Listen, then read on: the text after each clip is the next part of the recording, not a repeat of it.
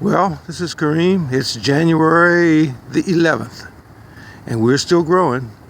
The freeze is gone, weather's going to go up, and so we're going to continue our experiment with seeing which things fared better under the cover or over the cover. So I'm going to take a look today at the collard crop. Now, this is one type of collard here. It was covered. It did pretty well. It lives beside the dinosaur kale, which also did pretty well, and they were all covered. Then that's the backyard. But around here on the side of the house, we planted collards, and these we never covered, and look how they're doing. I mean, they're just thriving.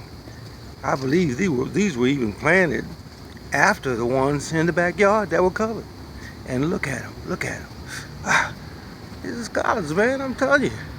We're gonna trim them, and, the wife uses them for smoothies, and we saute them and mix them with rice, and look at that, man.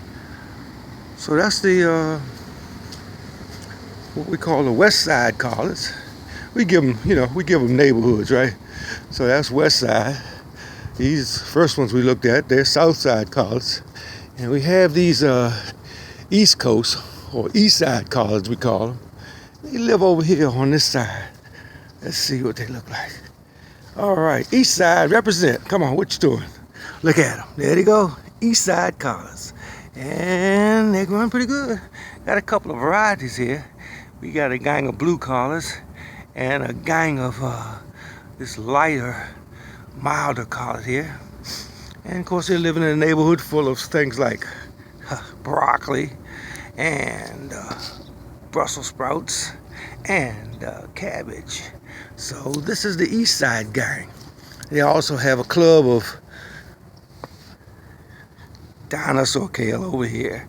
See, and all of these boys, they rough. They stayed out all winter. They didn't go in, they didn't get covered, nothing. Only thing they got was cold. But did it hurt them? Well, there it is. Right now, I'd say it's about 51, something like that, on January 11th. And tomorrow, it's supposed to go up to maybe 72 in January. And these boys, when the sun hits them tomorrow, they're going to be happy. And we'll just trim some down. We'll continue to experiment. We'll juice some. The wife has been dehydrating some of the kale, making kale chips, and we playing around, messing around, trying to learn more about these things, So that's what's happening here.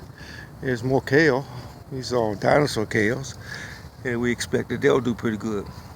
Now the fun thing about this is January. We got February, March, April. When March and April comes and the weather starts warming up, all of these plants that we put in maybe October, September, stuff like that, they're going to keep growing.